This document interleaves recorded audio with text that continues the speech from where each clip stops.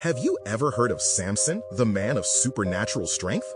But what you may not know is that Samson's true strength didn't just come from his muscles, but from something much greater, something that seemed impossible. Today, I'm going to tell you how he was chosen by God, his epic journey, and how his strength as a single man changed the destiny of a nation. Samson's story begins in a unique way. His mother, Manoah, could not have children.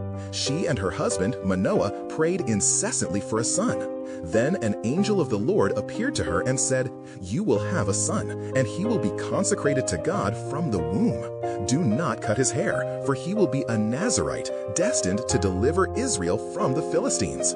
The woman was amazed and knew that something great was coming. When Samson grew up, he showed his strength in an impressive way. With his long hair, as promised by the angel, he had incredible energy. Once, he killed a lion with his bare hands, a feat impossible for any other man.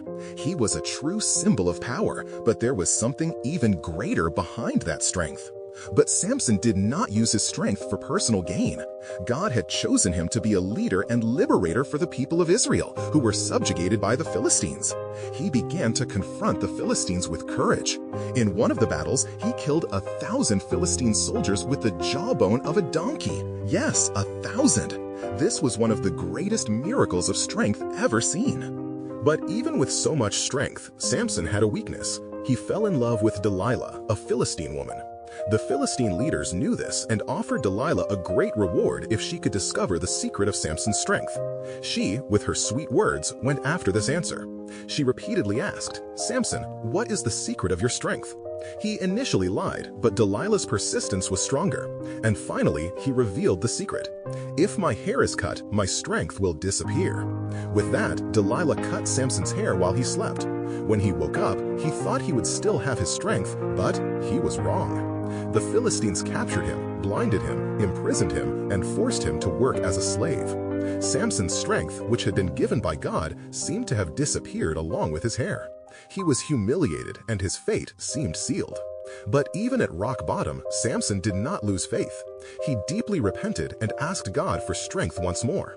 God, in his mercy, allowed Samson's hair to grow again, and with that, his strength also returned. Now a prisoner, Samson was taken to a great celebration in the Philistine temple, where the leaders gathered to mock him. They did not know that God had a greater plan. With his hands, Samson pushed against the pillars of the Philistine temple. The entire temple collapsed, killing thousands of Philistines. He died there, but it was a death of victory. By giving his life, he fulfilled his mission to liberate Israel from Philistine rule. In the end, he did more for Israel in his death than in his entire life. The story of Samson teaches us something powerful.